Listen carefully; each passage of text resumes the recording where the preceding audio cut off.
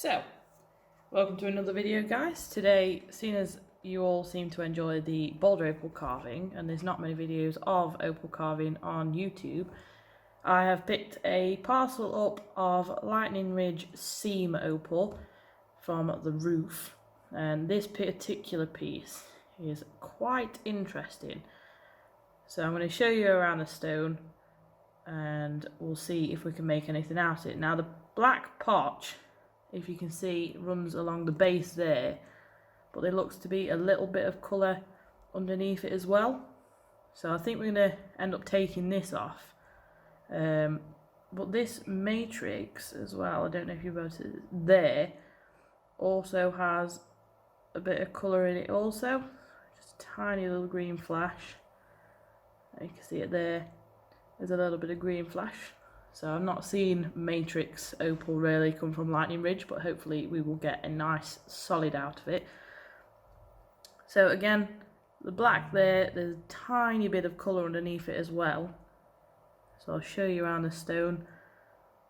So the colour goes beyond there, so I'm going to quickly go on the cab wheels after this and take the edges off, see where the colour bar goes, and then we'll see from there. But if you look here, the black potch line appears to have flipped. So on this side it was at the bottom or sort of middle, and then when you come around to this side it's flipped. So if you look on this corner, you'll see what I mean. The colour is that side with the tiny little seam of potch underneath, and then if you go this side and flip it over, the potch is sort of in the middle. So it will require further investigation. So I think first we're going to go on the wheels and sort of take off these edges that have no colour currently showing, just to sort of see if we can get a continuous seam all the way around the opal, and then we'll go on to the carving points and hopefully get something that's usable out of it.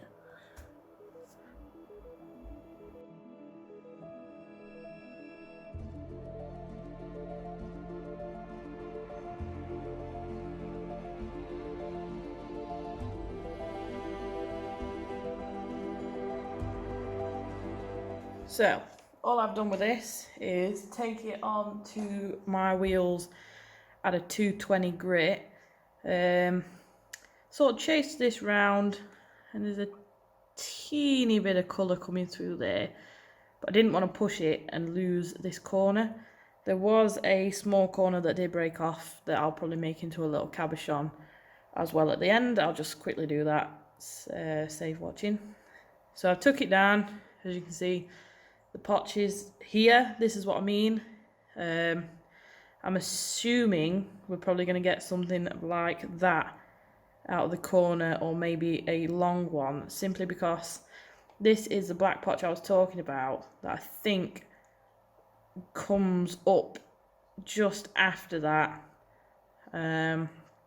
No sign of colour that I can see at the minute in the middle. We've still got this edge here. That was the edge that broke. So worst comes to worst, hopefully we'll get a carat stone thereabouts out of that corner, and maybe a 1 or 2 carat, maybe 2 stones, sort of an oval there and an oval there. But hopefully we'll get underneath this and there'll be some more colour, and it's just not on the edges. So all I'm going to use now is, I bought a new set of burrs that are a bit better quality than the last ones you saw me watch. So same again, tinted burrs off eBay or a reputable source. So I'm just going to use this over this stone, constantly wetting it to keep the dust down. I'm going to do a bit more investigation. If I see colour start coming through, I'll stop, because we have got an additional 4 or 5 Nova points to go through in various grits up to sort of 8,000, and then we'll finally put polish on it. So you have to bear it in mind when you're doing this. There's obviously, you've got all that carving still to do on top, including polishing, so you don't want your scratches to be too deep, otherwise by the time you've polished it there'll be no colour left. So I'm going to go through now, remove these sand. This sand's really soft, look, you can see it scratches off quite easily just by hand. So we'll take this off, and we'll basically do some more investigating.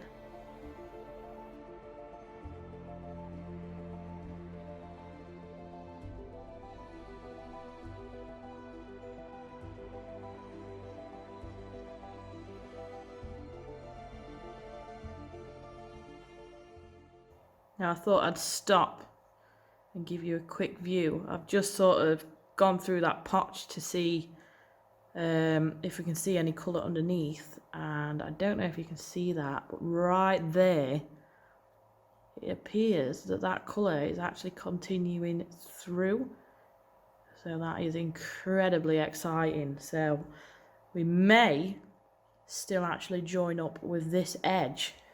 I mean, that's going to be an absolute monster if it does. I don't think it comes in, so I think we'll definitely be a carving piece by the looks of it. But the colour under that sand looks absolutely phenomenal. So I thought I'd just stop and give you a quick little peek at that tiny little pokey hole coming through that black hotch there. So we'll work on this bit now, like I say, taking it incredibly slow because these bits are quite aggressive, as you can see. So you're better off putting something down and coming back to it than ruining it and rushing it. I'm sure everybody's ruined at least one piece in their lifetime. I know I certainly have. So that is looking very promising.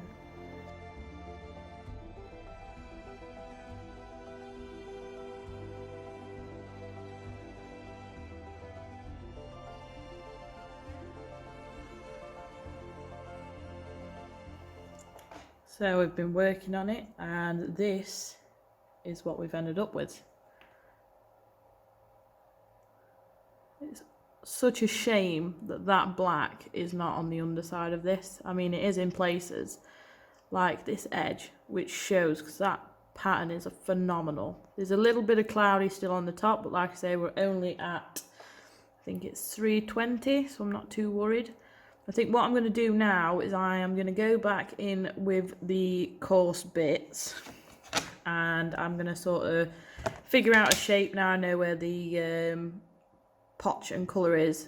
Probably take this corner out, round it off. I'm going to keep as much as the colour as possible, because like I said, this is going to be a carving piece, so I'm not too bothered about free forms or ununiform shapes. As long as we keep the colour, that is all I am bothered about here. So I'm going to go back in with the rough, just sort of trim these corners up, make it look a bit nicer, and hopefully eventually it'll be made into a piece of jewellery. I think it's fitting of some gold, so we'll take this corner out for sure, maybe trim some of this off, but as you can see, the colour is in the matrix as well. So I want to try and get as many sand spots out as possible, make it a clean stone, possibly something like that. I don't know, sort of go with the flow, see what feels right, and go from there.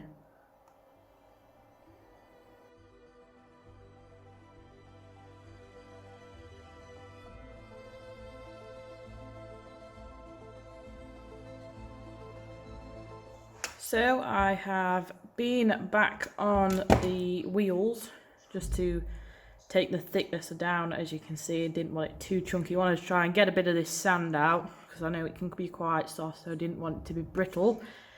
Trimmed it down a bit, made it a bit more, and this is the result.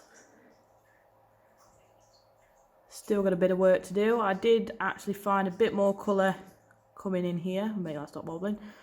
So I'm going to go back over with the 220 and just sort of smooth this up. Any corners that I couldn't get into, like here, round it like this corner, make it a little bit more nicer. General shaping, like I say, absolutely no rush on this piece whatsoever. Like I say, the colour is incredibly thin, so we don't want to lose any of that if we can help it. So we'll carry on shaping, and then we'll go on to the next grit. So I've been busy polishing, and this is what we've left with. Now there's still quite a couple of scratches, as you can see. Need to go over it with the polish. So I'll probably go back over this a few times, as the polish probably won't get all of that out. But as you can see, it's quite a nice stone. It'd be nice if it was all like that with the black potch backing. However, it's still a nice stone nonetheless. I am umming and ahhing whether to cut these sides off and make it into that, but then we'll be losing that. I mean, if you were going for calibrated ovals or thing, you'd probably want to take that oval off there and then do something with the rest. Quite a few cabochons out of that, but I like to keep pieces as big as possible, so we will get the cerium oxide out and give it a polish and see what it looks like when we are done. So all we've got here is a felt point, just a cheap pack off eBay, disposable jobbies, and then we've got a bit of cerium oxide. I like to leave it quite far out just because I find it more comfortable. So just give it a dab in that. We will turn on the thing, keep it wet, and we will give this a polish with this, making sure it is wet as we polish, as we don't want to scratch it or burn it.